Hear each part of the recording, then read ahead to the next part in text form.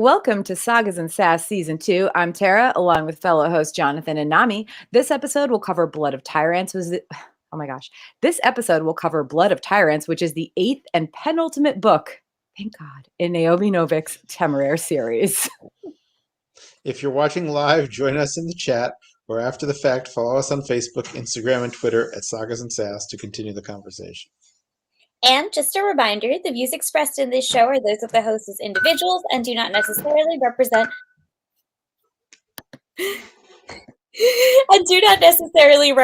the show as a whole. Sorry, I got distracted by beeps there. I heard them too. I'm like a little. That was my fault. I forgot to turn off the phone. Squirrel. That's me. I was literally thinking I'm like a tiny dog, like the one from Up. All right, but.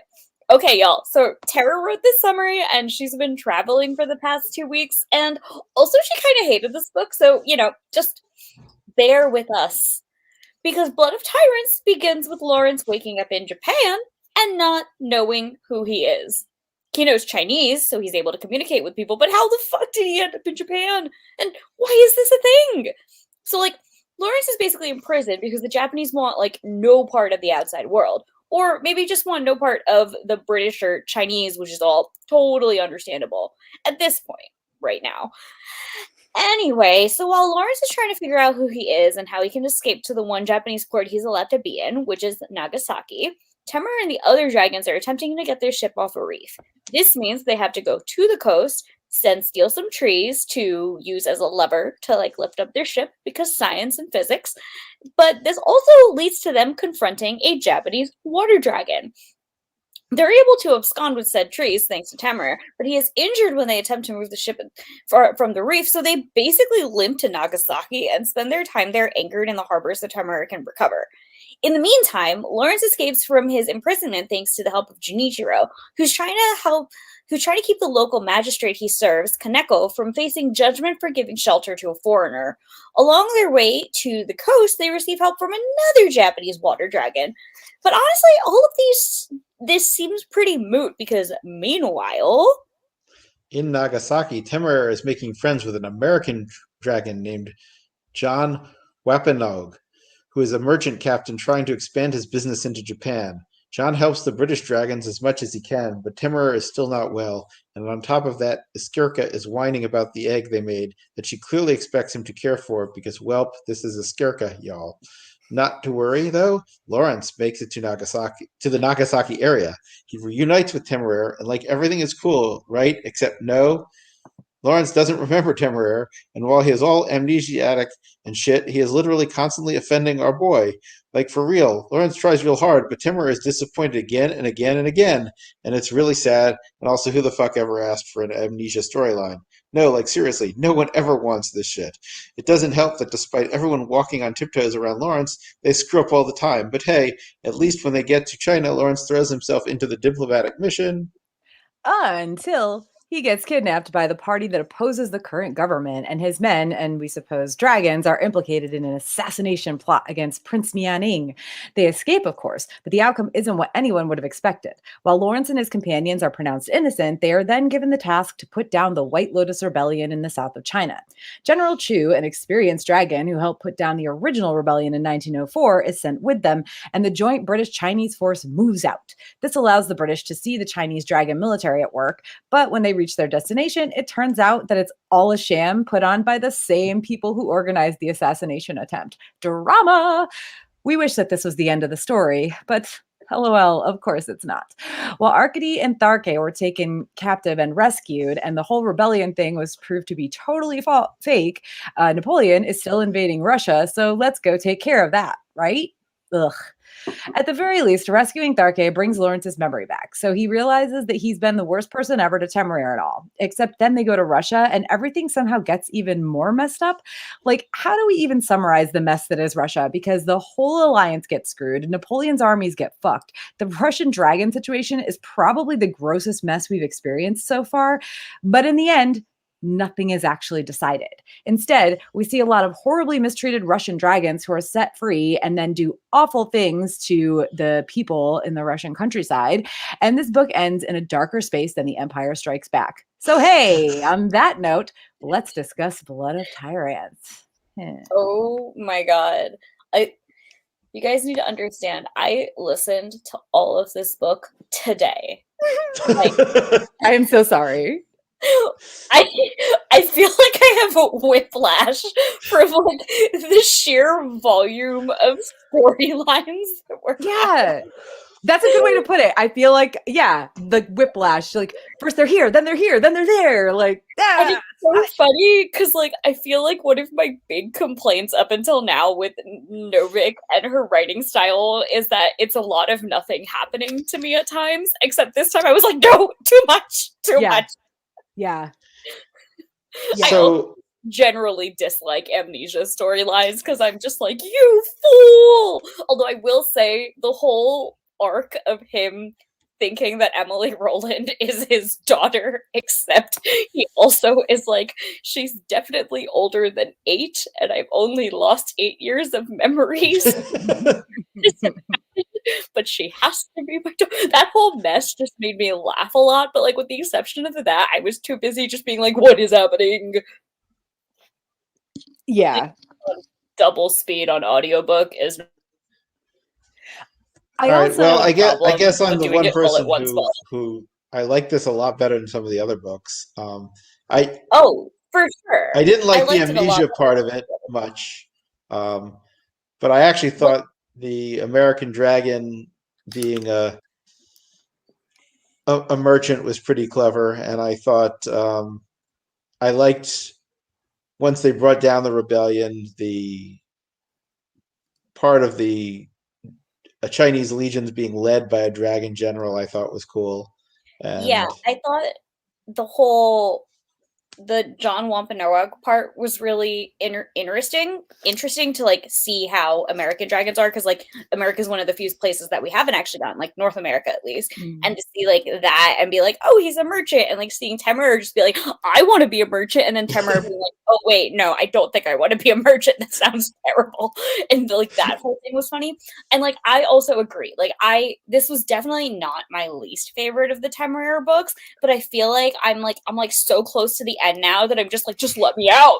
And I like like I had this sort of like stir crazy hostage feeling with the series now, and because we're at the last book, I think it was like extra, like the second to last book, I think it was extra strong.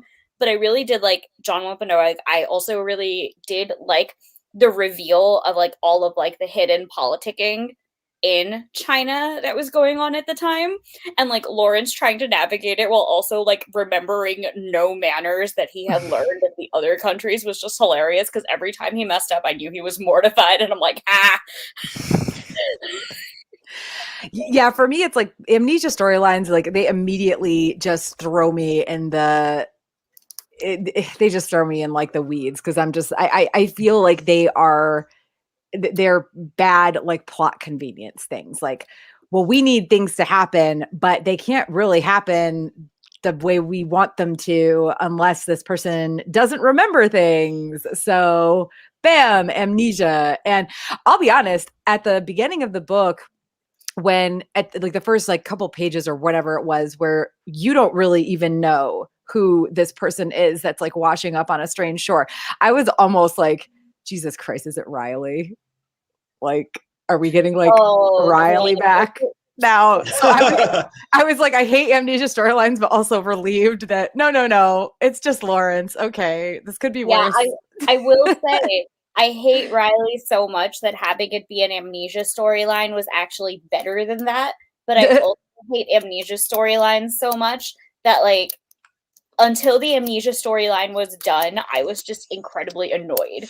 And like, granted, I liked all like the politicking that was happening in the background, and like since the pace of this book was really fast, I was like interested, and I was never like actively bored, but I was just apathetic to it because I hate the amnesia storyline. So useless. They just wanted to make Temeraire sad. Yeah. And Lawrence just, oh my God, the awkwardness of like when he was like, well, you can just stay in China, Temeraire, and like obviously I'll go back to Britain. And Temeraire was like, I was like, because I guess like I feel like Temeraire should have understood a little bit more that like if Lawrence doesn't remember these things, then he might not understand that connection. So it was a little bit like, oh my gosh, Temeraire, like put on your reading glasses and read the room here. But But I don't think they explained it to him either. I think they did, but they didn't. I think he just expected, he expected that their connection, like Lawrence might not have his memory, but their connection would still be the same. So, I mean, honestly, like it was very childlike. Yeah, I think he did like the toddlery, childlike thing that was like, oh yeah, logically, like he doesn't have his memory, but it's me. He knows. Yeah, me. yeah. And I think he just did that to the max. Yeah, yeah. And I mean, I really liked meeting John Wampanoag. Like I figured we would have to meet American Dragons at some point, because I'm pretty sure the last book has something to do with America based on like the title, but and just the vague description. But like it just felt like the amnesia storyline was forced, and the Japan thing was like, well, we got to get Japan in the mix here. We got to show you what Japan and Japanese dragons are like. So like real quick, let's explain Japan, and John Wampanoag, the American dragon, just happens to be there. And then later in the book, when they're in Russia, there's like another trader, and he like knows John Wampanoag, and like that was like, come on, coincidence. Like this is such a dumb coincidence. Yeah, I was kind of like, I don't know. I guess I was like meh about the coincidences. I kind of expect them to happen in books and like media, because I'm like, it makes it more fun for the reader to be like, oh hey, connections. So like I guess that for me, that was more of that. I feel like we're missing, though, we're not talking about like the kind of like the big thing, the big new thing, which is Garrick just being like, by the way, bitch, I'm having an egg. That's Temeraire. Temeraire, can you pull your shit together? I'm having an egg. And how she just like basically expects him to be a stay-at-home dad. It's so funny. She's like, I don't feel like taking care of this. I had to carry this egg. It's yours now. Like, and then just also, girl. like, her being like so jealous of the Imperial dragon in China, and just being like, what do you mean my egg isn't good enough? I've already made an egg and it's already perfect. Like, how dare? I feel like this is the first time that I truly enjoyed Iskyarika, because up until now, she just annoyed me because she just seemed like that reckless. She was literally that TikTok of the mom who's like watching her toddler run around, and she's like, what do you have there? And he's like, a knife! And the mom screams, no! Like that was Iskyarika to me. I'm just like, relief, like reckless character. And like this is the first time that like she kind of like pulled it together in a way where it wasn't just like, I'm reckless and I'm a pirate and I'm chaotic, huzzah. It's weird that I dislike her because I'm very chaotic too. Yes. Ooh, maybe this is some self-reflection about how I dislike myself. Ooh. Ooh, look at this. We're getting philosophical. But anyway, like she like actually like goes through it, and then like when it really comes down to it, when like Temeraire is like almost drowning after like trying to save the boat, she's like, excuse me, get up. And like she's still herself, like she's still an absolute ass about it, but she's like actually helping and stuff. And I don't think I'd ever seen her be voluntarily helpful up until that point. Yeah. She's just very selfish up until then, and I was just kind of like, meh, Iskyarika, do better. And then she did better for 2 seconds and went back to being herself, but I was like, okay, she can do better. I like her now. Well, and I think so. You missed our discussion 2 weeks ago when we talked about, oh my God, what was the last book? I can't even remember the name of it. There's so many of these books.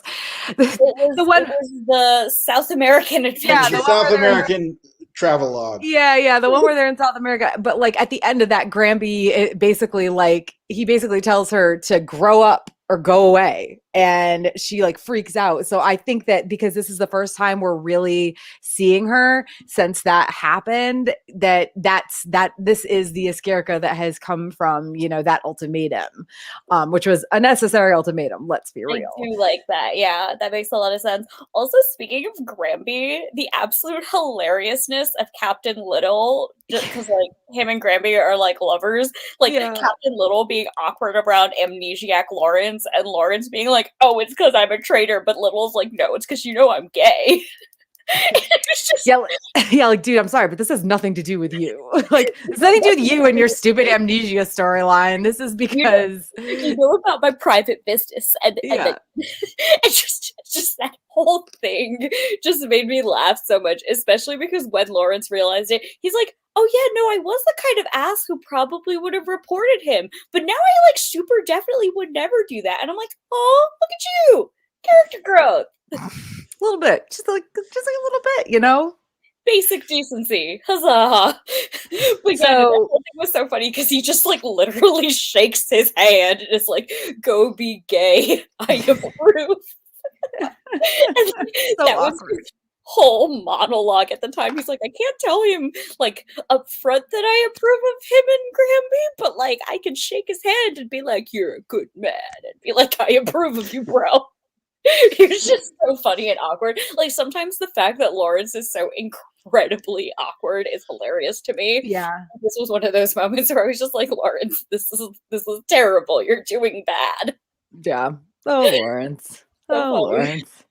Lawrence. So how before we move on to like the actual meat of the story, which would be like China and Russia, how do we feel about Japan? I mean, to me, like I mentioned earlier, I feel like this was just an excuse to go there and show us a little bit. There's only one book left, so we're not going to see any more, I don't think. It was horribly disappointing that they did not meet either a three-headed dragon or a radiation-breathing dragon. A radiation breathing one. And I am completely... That dates us. I'm referring to Ghidorah and Godzilla. Duh. I thought this was a Hiroshima thing, and I'm like, I don't know. Yeah, that's what I thought too for a second there. But well, and then also I was like, wait, that doesn't make sense time-wise. Godzilla wasn't a thing, I don't think. No, it wasn't. But I thought they could have easily gotten have a slight dig in there with Godzilla. I mean, the three-headed dragon, that would be really interesting though, because would it be a three-headed dragon with one personality, or would it be a three-headed dragon with three different like heads that, right? Like in this universe, I feel like that would be really difficult to pull off. It would have three brains, so it would have to be three personalities. The only way logically happening would be like a situation with like triplets and then like merging. Or Siamese twins. But it would have to be triplets for it to have three heads. Yeah. Siamese triplets then. I mean, it just felt like we're going to give an excuse to go to Japan for a short minute and show you like what's going on there. And again, like, unless I'm missing something, I don't really think they have time to go back to Japan at all. So because it was so fast, it felt like the most like stereotypical that I have felt any depiction of a non-European country to be in this book so far. And like, it's kind of like why I liked or why I didn't absolutely hate this series, because I feel like is a strong positive word and I'm mostly just apathetic to it. But like Novik, whenever they go to a different place, like you always get like the initial stereotype and then you get like, you dig into it more and you learn more about the country.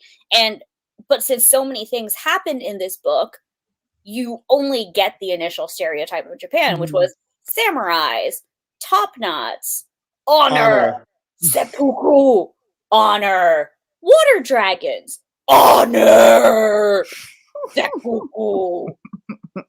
And I was just kind of like, and then of course, since he was back to being asshole amnesiac Lawrence, you don't even get him being nuanced about things. You get him being like, good God, sir, why do you ever think that I would ever commit suicide and dishonor myself? No, honors cannot be different. We must have all British honor. And it was just, thank you, that was my Lawrence impression. Also, one thing you should know about the audiobook is that it is voiced by like a very British proper man.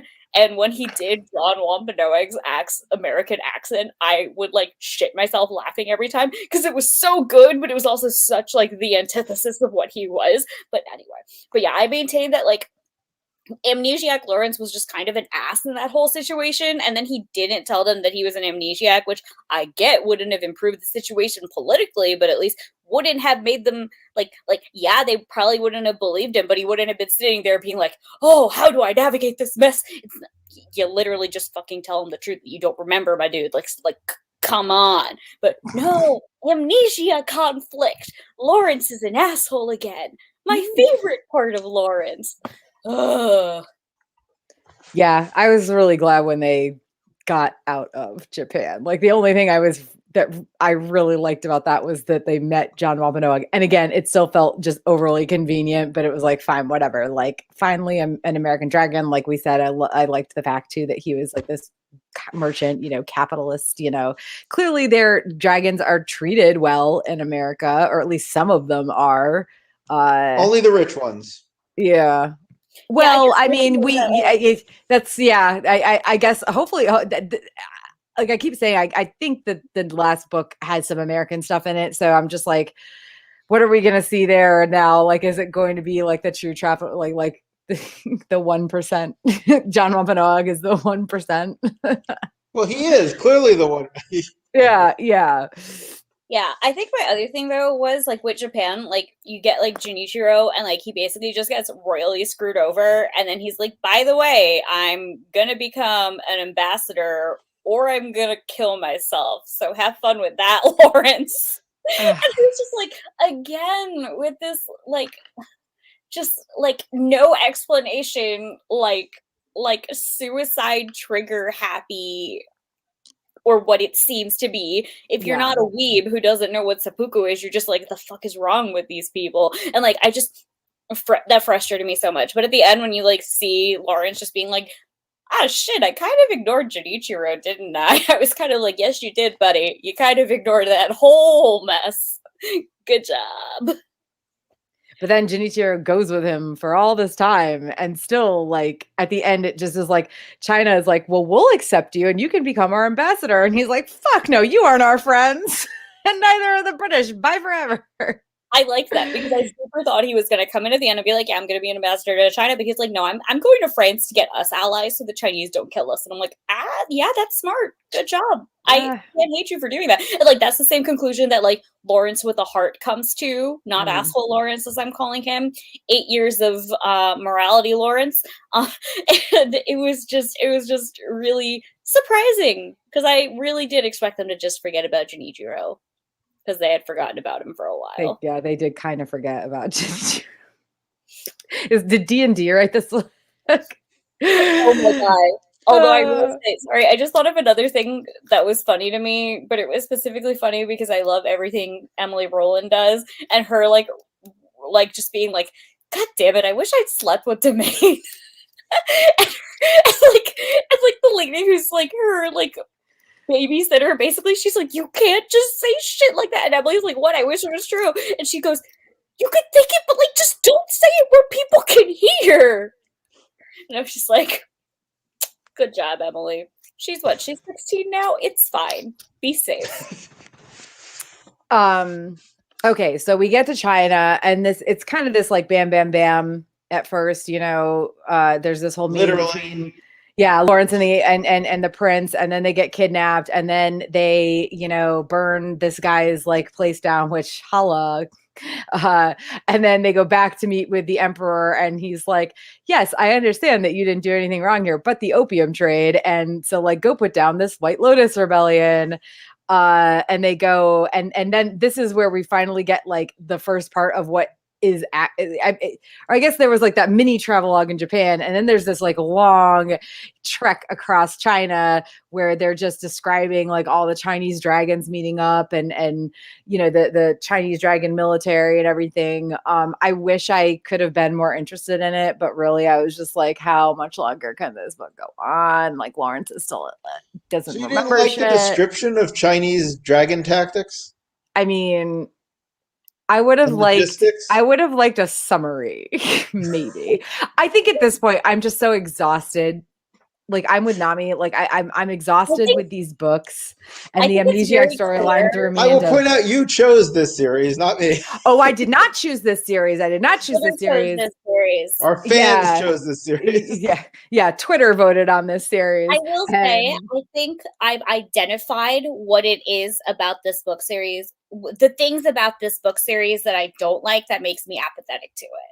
And I think that's really important to know about your reading preferences as well. So my things that I found out, I dislike boring male protagonists. Lawrence for the most part. Check. I dislike England. Check.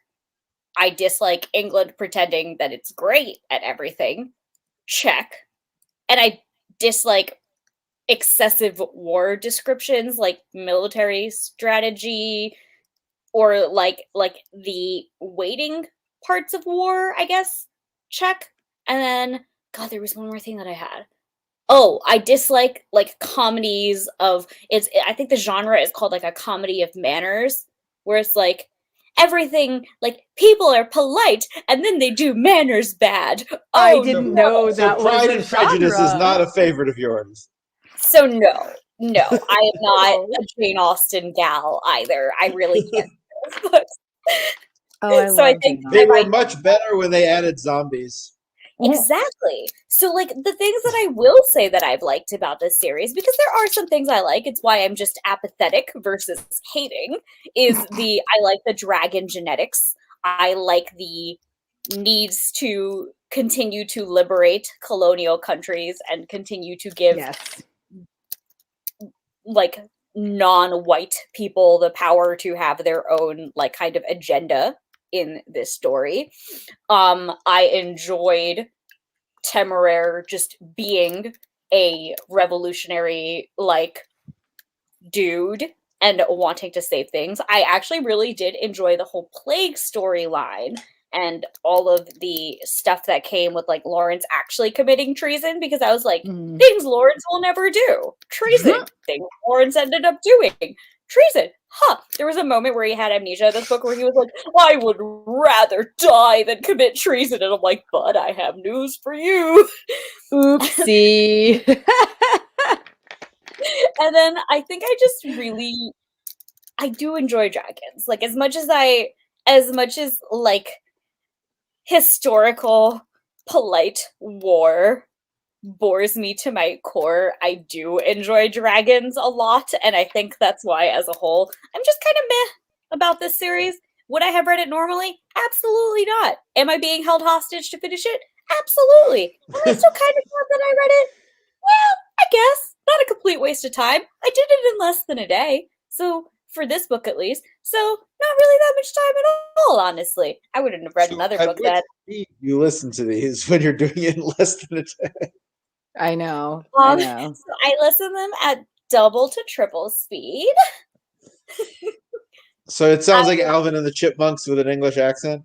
Yes, it really does. Well, I mean, the thing is, these aren't very long books, and really, there are. If you were really pressed for time, you could skip over huge. I mean, in this book, you probably could have skipped over a whole bunch of them traveling across the Chinese countryside, because in the end, it doesn't really matter. And I think that's my biggest problem with like the travelogues in a lot of these books. Like I've been okay with, or possibly even like on the borderline of liking a couple of them, but a lot of them, it's like you really could skip over this, and like this 100 pages doesn't need to be here, or this 50 pages doesn't need to be here. So and in this book, it's like maybe some people really like the, liked, reading about the Chinese dragons, but even that, it's like, I feel like that could have been a lot shorter than it was.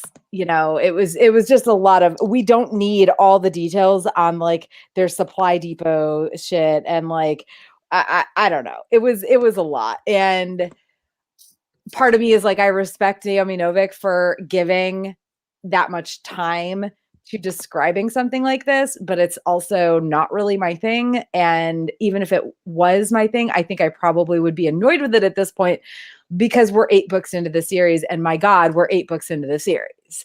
Like, how is a series 9 books long? I guess it's like, it's also kind of like a style and like a thing of the genre kind of thing, because when I think about like stories that are very war focused, they are very travelogue focused, they are very military details focused, they are very like logistics focused and stuff like that. And I think, part of the reason that Tara, that you and we don't like this is because I don't think we like war books, just like in this specific. Which is so funny, because I was a history major. Maybe you just got burnt out on history.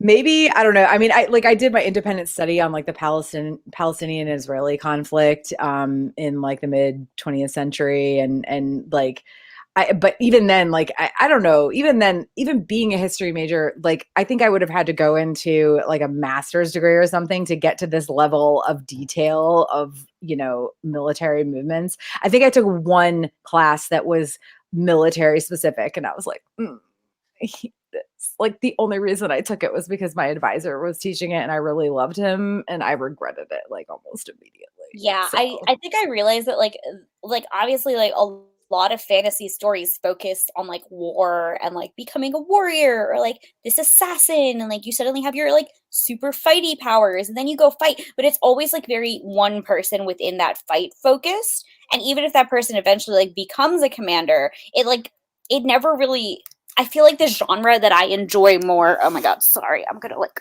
wiggle around here for those of you listening to this in podcast form. I like cannot find a comfortable position to sit right now, so I've just been wiggling nonstop, and I did it that's again. okay. I can cut this out. It's fine. I'm But literally so, making note of where we are right now so I can erase now. He's wiggling.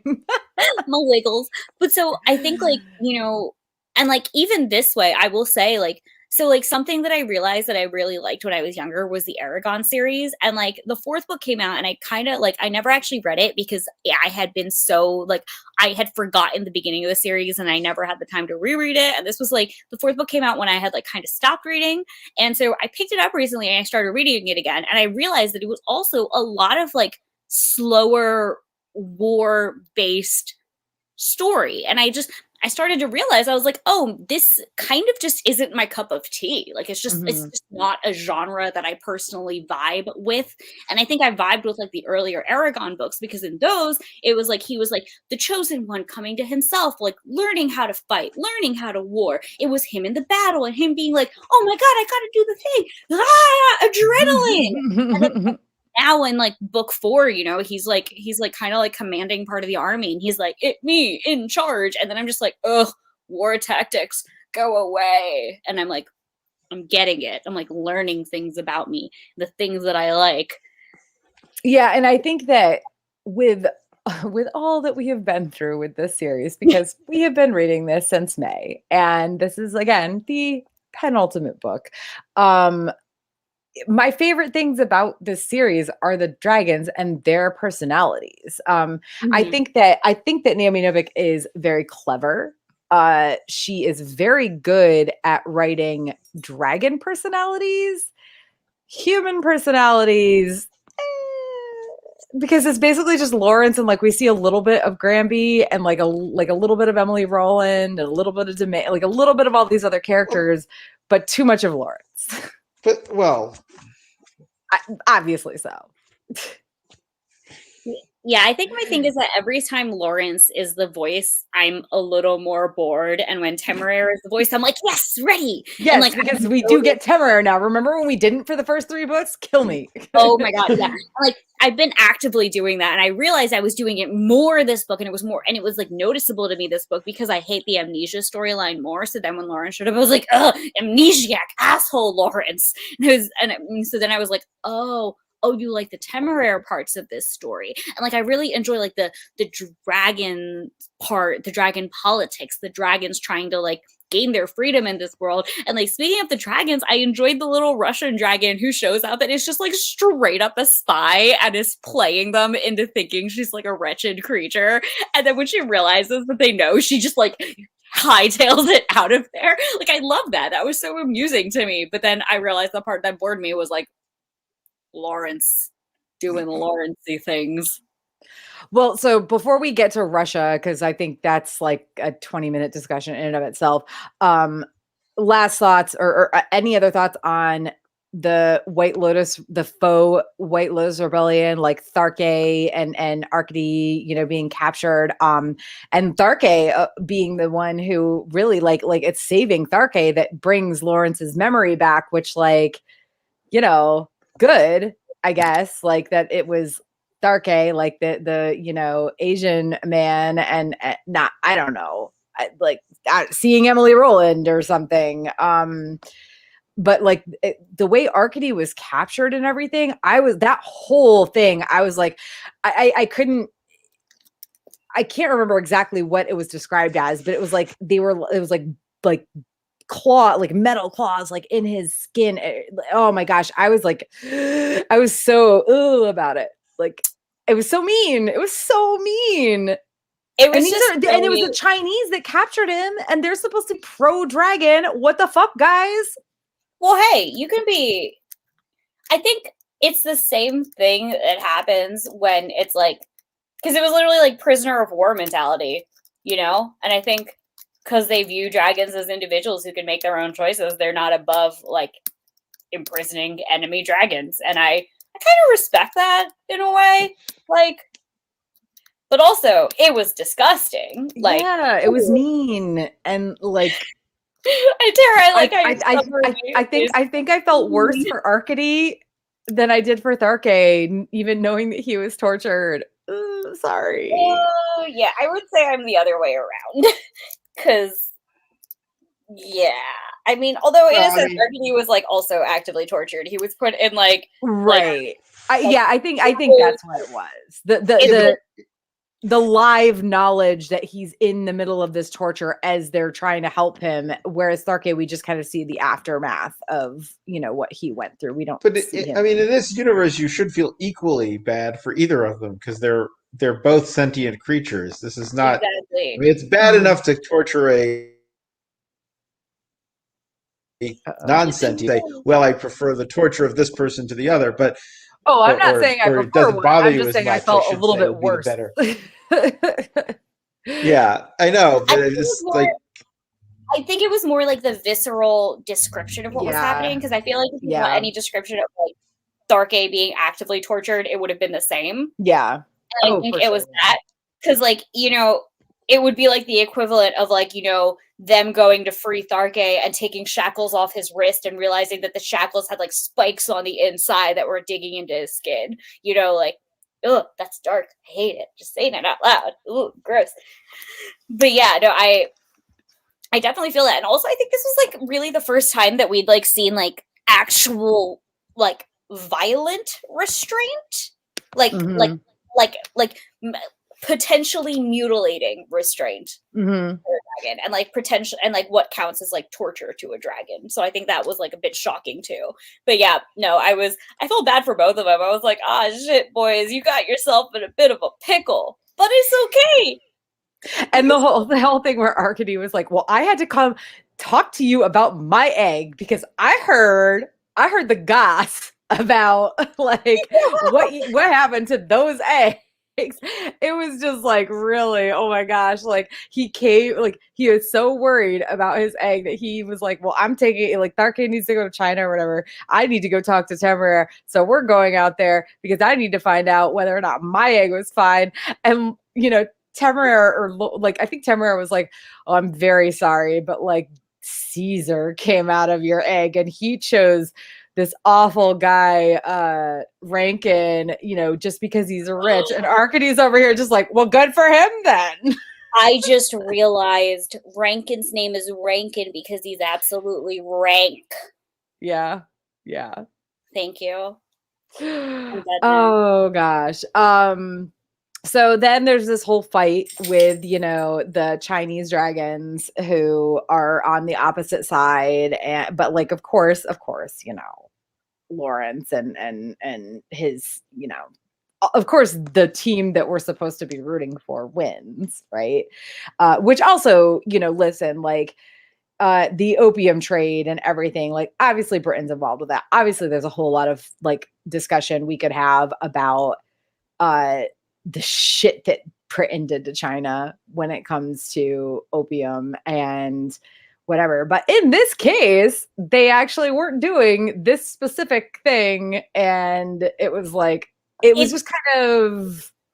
It just made me laugh a lot because the whole time Lawrence is like, we would never, our honor demands that we would never. And I was like, well, first of all, y'all absolutely did. And y'all probably actively are. And then he talks to like, what's his face, diplomat who sucked. And he's like, oh, okay, so we're like not technically doing it, but we're also not technically stopping it. And we're kind of like implicitly encouraging it. And Lawrence is like, shocked face. And I'm just like, yep, this tracks. English suck. Yeah. Oh, I mean, and of course, like at the end of the whole like faux rebellion, what's the name of the Imperial dragon that Temeraire has? May, thank you. I knew it started with an M and I was blanking. I was like, it's not Ming. Like, that's stupid. I know you're not right, Tara.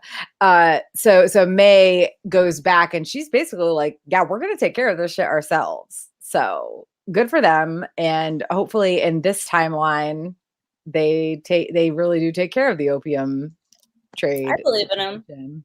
I do. They have dragons. If I was a shitty person who was trying to sell drugs to make money, if every time I brought drugs with me, a dragon would light my drugs on fire and also scare the shit out of me, I don't think I would want to bring drugs anymore. I feel like that's a pretty good motivational force right there. Okay, so Jonathan, we haven't heard much from you about the whole final situation in China. Sorry, you just dropped, so I didn't hear what you just said. Oh, okay. No, I said we haven't heard much from you about the final situation in China. Like, I don't know. How did you feel about, or do you have any commentary on that before we move on to the Russia nonsense? No, not really. I mean, the Russia nonsense. I actually thought the Russia nonsense was interesting. The China. Oh, it's interesting. It's just dark. I didn't find it as dark, but I mean, maybe I found it depressing, but not dark. I found it dark in the way that it is shocking to see a real life struggle put into a fantasy context in a way that makes it clearly obvious how bad it is, you know? And so like the whole like thing with the feral dragons at the end and them essentially being let free and they were starving, and then of course going and taking food because they were starving and not really caring about the people around them, and then causing destruction because of that and fear, and then the Russian people will likely retaliate to that. It was all just sort of like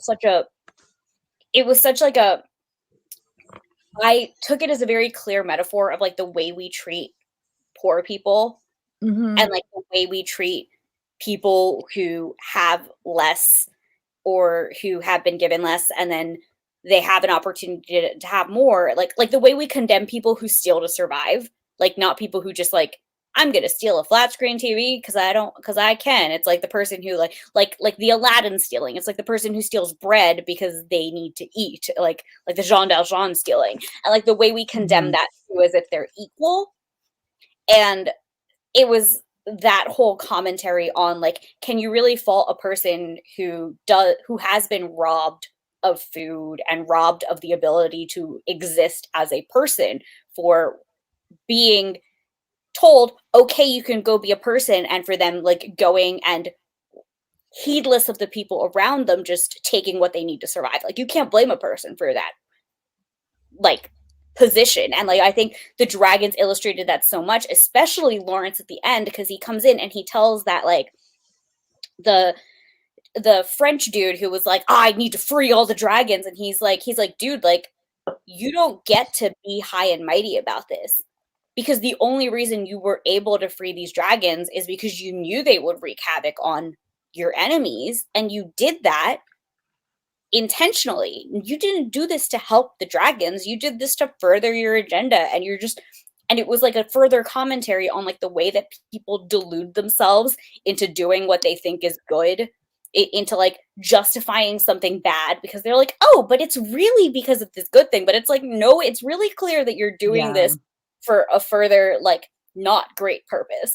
And like that whole conversation that Lawrence had with that man being like, dude, like you are not doing a good thing. You're doing like a very selfish thing for your war, and you're just pretending that you're being moral and you're making yourself feel better about it. I felt really, really bad for the dragons. Well, so, and also like, just to kind of backtrack a little bit. So they go to Russia and they have this whole, back and forth with Napoleon, basically. And then it's only through the spy dragon, who actually isn't that ill-treated, but at least kind of shows them how bad things actually are or can be for dragons in Russia, that they realize, we probably need to enact some change, because it's kind of last minute that Lawrence realizes how bad things, like, when it's finally explained to him how bad things are. Like, they're basically trapped in these medieval torture devices, the way Arcady was, and they're kind of starved and everything. I mean, it's absolutely horrible. It's like dog fighting pits, you know what I mean? Like, but on top of that, they're sentient. And like you said, obviously there's the whole, the French are only releasing them because they want them to breed games. Yeah, for their own gain. But at the same time, and of course Lawrence is going to release them because he's just like, wow, this is horrible and we need to fix this, because Lawrence, but also this is a good thing he was going to try to do.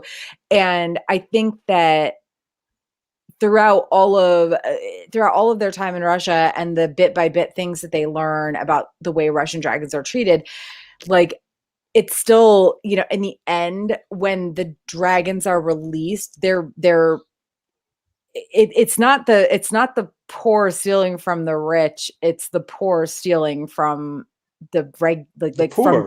from the poor, Right, from the poor. serfs, like it's and that's what makes it dark to me, is that they're not ransacking, the palaces in the major cities. Yeah, they're ransacking villages where these people are already struggling. Well, that's the other thing. That's the other thing that makes. Sorry. Go ahead, Jonathan. I was actually surprised that the Chinese core, and this was where I guess the face comes in there, because the emperor asked them to do this, didn't almost rebel again and say, screw it, we're not helping these people. But I mean, I think again, they didn't know until last minute either. You know what I mean? It was very much by the time they learned about what was happening, Lawrence was able to talk to that general, and that general already acquiesced and said that Lawrence, that he was okay with the plan to free the dragons. And I think that's also part of why this was so heartbreaking, because you do see that there was a path for this to go good. And Lawrence had been given the okay for them to actually free these dragons, actually feed them, and take them back to China. That was the whole plan. And the fact that none of that could obviously happen, and the stealing from the other poor Russians thing, Tara, I think that's another reason it made it feel really realistic to me, because when people who are not well off are able to get resources, it's not like they're getting the resources from the rich, they're taking it from other poor people as well. And that's another further pitting lower classes against each other, while exactly. the rich just watch on and thrive regardless, kind of thing. And that's another thing that makes it further more dark there. But I think beyond all of that, the darkness of what happened, I think the reason it was so depressing by the end is because Lawrence had, for a second there, he had won. He had talked to that general, they had a plan, it was approved by Russia for Lawrence to get these dragons free and get the ones that wanted to work, all the tiny ones that wanted to work in China. He would have probably gotten approval from the emperor to have them, because why would the emperor say no to small dragons that could do work that was needed for small dragons that also were linguistically gifted and therefore good for breeding? It looked like everything was gonna go well. And then the fact that it goes so horribly bad is just extra sad, because you had this moment where you were building up that oh my god, everything's gonna work, and I really don't give a shit about the war, but this is the part that made me really sad. I was like, no. Yeah, and yeah, exactly, and that's why I'm saying this is it's the Empire Strikes Back of the series, which is so weird because we've had fucking books before this. 7 books with a new But hope. now is when we get to the end of the book and it's like all this awful shit has happened at the very end and there's no resolution because all that happens in the end is like they wake up one morning and winter has come to Russia. Now, we all know what happened to Napoleon and his troops in Russia in the winter. That like it is literally the Russian winter that destroyed Napoleon and his troops in real life. Will that happen exactly the same in these books? I don't know because dragons, but it's just it's really sad that instead of these dragons being freed and able to go live like a good life, elsewhere where they would do work and get good food and be treated with some semblance of respect, they go marauding about the countryside and harming, their own people essentially. But then the worst part is that the people are going to retaliate. And that's going to be bad. And I think the other like super sad thing is that like Lawrence actually says in the book at some point, he's like, I know the way the Russian dragons are treated is very similar to how Russian serfs are treated, but I'm not qualified to help the people, so at least I'm going to help the dragons. And I was just sitting there and I'm like, oof, that's dark. And I was like, well, at least that's the extent of how dark it's going to get. The joke was on me. Yeah, exactly. I wish I could remember the name of that little spy dragon because he amused me, but also like I said, I listened to this at like double to triple speed. So what are names? I don't know. They are weird Russian noises, and I have no idea what happened. He had kind of a generic name, but yeah, it was yeah. Good for him though. Yeah, he amused me, or she amused me. I don't know. The tiny Russian spy dragon.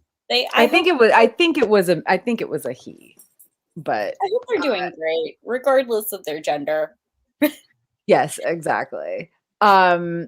So, gosh, so much happened at the end of this book. Like, I mean, and there's so much that happens in Russia. Like I said, there's all this back and forth with Napoleon, and they gain ground, they lose ground, they gain ground, they lose ground, and then in the end, they really just are kind of screwed because all of these, Russian breeding dragons who've been completely mistreated have been freed and are kind of ruining things everywhere. But I mean, I don't know. I as a whole, like I met like I said, when I wrote the summary, and you're the one that had to introduce it. This was probably my least favorite of all the Temeraire novels. If it wasn't my least favorite, it was definitely bottom 2 because I also really didn't like Black Powder War. There was just too much amnesia, jumping around, and the darkness at the end that just kind of was like, you've only got one book to wrap this up, Naomi Novik. I think my thing with this book was that, once again, overall meh about it. It wasn't my favorite. It wasn't my least favorite. I think Black Powder War is consistently was also my least favorite. I think this was kind of like middling top though, because I do like it whenever Novik gets political, even if in a way that is depressing.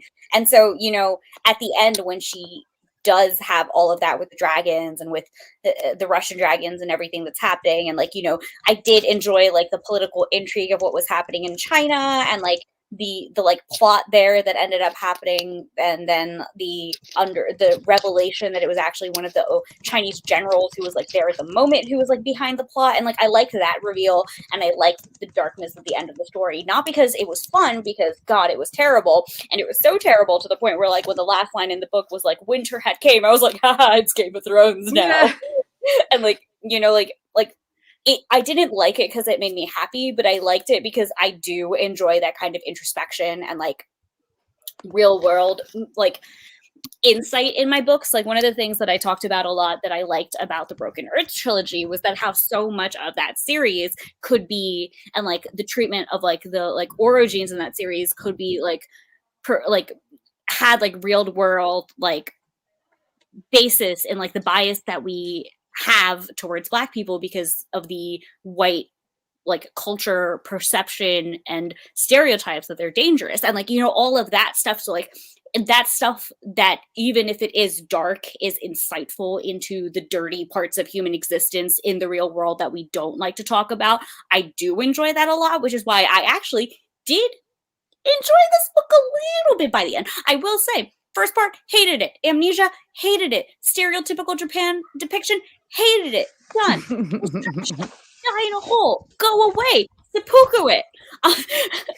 But then when we got to China and we started getting all of like the more Chinese perspective, because we spent a lot of time with China that it's no longer stereotypical, and it hasn't been for a long time. I enjoyed that a lot. I enjoyed Tharke being the like magical man who was like, and Lawrence, you have memory again. And it just made me love Tharke more because I was like, thank you for saving me from Amnesia storyline. And then like, despite all the boring war details in the Russia story, I liked how like Temeraire was learning to chill the fuck out because his place is to be like a commander and that was like good I enjoyed too. that whole like thing. So like I will say I did like this book more than the other books in the series. Maybe it's because I also read it so fast and so many things happened that I'm like, yes, I read 7 books in an hour. Nice. I feel like I just forgotten the beginning of the book, and honestly, that's probably for the best because the beginning of the book annoyed me. But by the end, I did enjoy this one. But that's again because I like that dark real world political. Normally, see this thing. Normally, I do like that stuff. Normally, like the 2 books that I've written, neither one of them have a happy ending. Okay, but there was I think with me, it was like there was just something about the the horrible mistreatment of Russian dragons, which by the way, were any of us really all that shocked that they were not at all. I was expecting something like I was expecting some different yet also terrible treatment of the Russian dragons because let's be fair, Russia has always been Europe 2 and Europe 1 is not doing great at treatment of dragons, so I wasn't expecting Europe 2 to do any better. I wasn't expecting them to do that much worse, but and Europe Russia historically has been even behind Europe in its treatment of people. Oh yes, even by the bad standards of European behavior. So yeah. Oh god. So, well, Jonathan, actually, you like the. Oh, go ahead.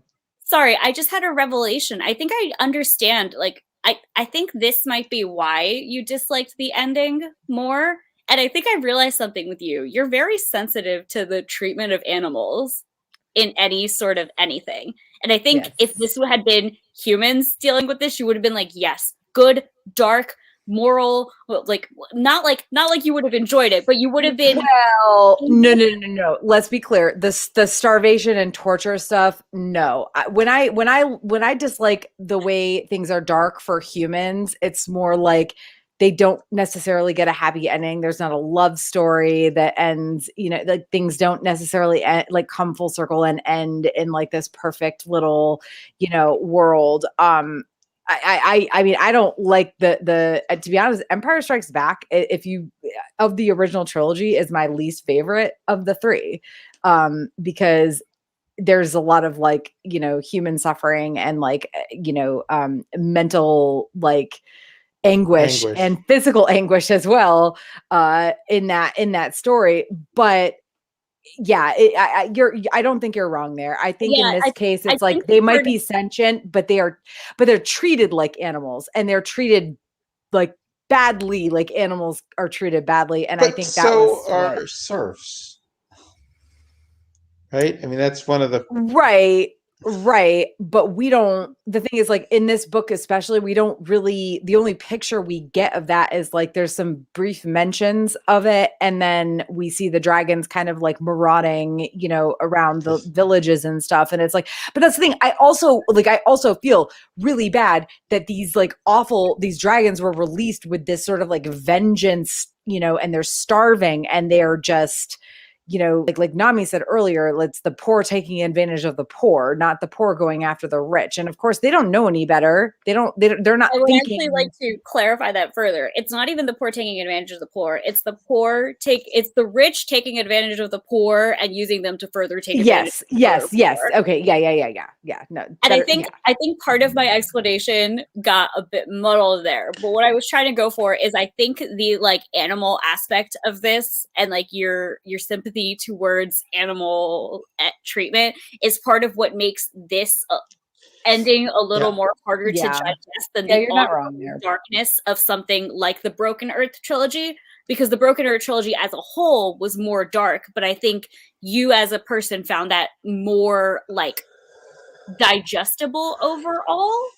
I wouldn't say digestible, but just I don't know, like as a person, it's easier to like understand a bad ending for or a not great ending for people when they have control over certain things. And in this case, especially like these dragons, they were literally, and to be honest, if this had been people that were enslaved like that, I'd probably feel the same way, because that's why I loved Empire of Ivory, because honestly, Empire of Ivory has a dark ending too, in terms of there's a lot of people murdered at the end of that book when the slaves are freed. But honestly, good for them, because they've been enslaved by people. And with the dragons, it's like, I don't even know. It's this weird mix of like, I know they're sentient, but they've also been clapped in chains too. But the difference is they're not taking revenge. They're not having vengeance against the people that actually did this to them. They're having vengeance against people who had nothing to do with this, because so they're just misdirected. Yes, exactly. It's not the like suffering itself. It's the fact that there's no like joy in the freedom like we got for the like it's like, if we're going to compare it to animals, it's like when a pit bull who's been trained to fight attacks a child, like gets loose and attacks a child, versus attacking like the person that has been mistreating it for months or years. You know what I'm saying? And Empire of Ivory was so satisfying because the pit bull got the mistreating owner. And except this time the pit bull was unleashed by another owner and told to attack the initial owner's kid to make the initial owner sad. Basically. Yes. Well, I like this super roundabout way that we've come to this conclusion, because I want to be very clear that I'm not like insensitive to the plight of people. Okay. I think the funniest part about this is that like that wasn't at all what I was going for. I was just being like, Tara, you're an animal lover too. This is extra sad. Okay, so well, Jonathan hasn't gotten to say much because you and I have been going back and forth about the same. That's okay. I mean, you've covered most of it. As I said, I like the book better than you guys did. I think I thought this moved the plot. Yes, there were lots of things going on, but I much prefer too much plot than the other books where nothing happens for 400 pages. I don't disagree with that. I think that my biggest issue is like if the first 7 books had been handled a bit better, then we wouldn't have had all of this crammed into one book. Yeah, I feel like a part of the reason that I was so exhausted by this book is because I had 7 books of exhaustion before it. But like looking at just this book on its own, the first Amnesia Japan part was like a 2-star to me, because stereotypical Japanese depictions plus Amnesia asshole Lawrence plus Amnesia storyline just made me want to rage. But then the second, the China Amnesia and the Russia parts, I think were actually a 4-star for me, which is pretty decent. Like I did enjoy the last part of the book. Yeah. Obviously, if we had a delightful Okay, so now you're giving it far too much praise because I don't think I've given any book in the series 4 stars out of 5. I think I gave Empire of Ivory a 4-star. I gave Empire of Ivory a 4-star because Yeah. the act of burning down the colonizers just made me very, very like viscerally happy. I was like, heck yeah. Yeah, for sure. That's still Happy. my favorite book in the series. For sure. All right. Well, any last thoughts before we close out? Let Emily Rowland get some experience. Let Emily roll and get some 15 years ass. old. She's allowed to do what she wants, Lawrence. She is a grown-ass lady. And she is also not Is that your a daughter. euphemism for something? Get some experience with Domain in a bedroom. Let's be so specific. Hashtag I ship it. Let Emily do do what too, she wants. I mean, she has some combat experience. We're talking about different kinds of swords here. I know, that's what I'm saying. But thank you for giving me the opportunity to say that out loud. Yes, that is a good one. So I mean, any last thoughts, Jonathan? No, I'm good. All right. Yeah. I mean, Leave it on Emily. yeah, I agree. I'm just glad that we've only got one more book left of Temeraire. I feel at this point, I'll probably have more to say in 2 weeks when we come back with the last book in the series, whose name I also can't remember, and I also don't even have it here. Oh, League of Dragons. All right. So I mean, I have not finished the League of Dragons, though I have started. Oh no, it. I haven't even started it. So okay, so predictions. Okay, yeah, I think Temeraire is going to rule the world officially. I think he's going to form a dragon league and rule the world. For me, I feel like they've got to go to America. We're at that point in the timeline that War of 1812 is coming up, isn't it? Like I've constantly been wondering if they're going to get that far. So I feel like they've got to end up in America. But also we still have, the end of Russia to deal with. So my prediction for the next book is that it's also going to be like, I'm sorry, Naomi Novik, but it's going to be rushing through the last 16,000 countries that she wanted to visit in this series and hasn't yet. That's hyperbole a little bit, but I mean, I'm wondering if now that, I mean, I don't really actually think it's going to happen, but I do wonder whether the Chinese legions that go back basically say, these people are idiots, we should just take over the world. I mean, it's like, yeah, I feel like we're going to see Napoleon defeated finally for sure. But other than that, and the possibility of going to America, I don't know. Yeah, that's Napoleon defeated and hopefully America. I don't think they would have introduced the American dragons the way they did in kind of this almost rushed sense that in this book if they weren't going to go to America. So, yeah, oh yeah, I also definitely do agree. Napoleon defeated. Starkey end up with does Starkey end up with Iskirka and Temeraire's egg? Well, right now, Iskirka and Temeraire's egg is with. I know it's nowhere to be found, but well, it's with Prince Mianing. That's another weird. Iskirka was all mad about life. My egg isn't good enough, and it's and the British need that egg. They need that dragon, but they were like, yeah, we'll just give it. Let's give it to China for now. So. I wonder if we're going to see that egg again. I hope the last book has the egg hatch. I would like the egg to hatch. I really want to see what that dragon is, honestly. I am so curious about the genetics. Will it be a tiny fire-breathing Temeraire? I want to know. Oh my gosh, could you imagine a fire-breathing divine wind? Oh my gosh. Fire-breathing Temeraire with divine wind. It's only like 2 inches long, but it can breathe fire and knock and kill ships.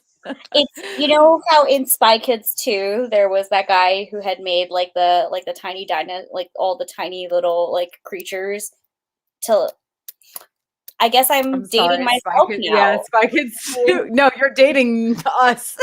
No, I'm doing. I actually really liked the first Spy Kids.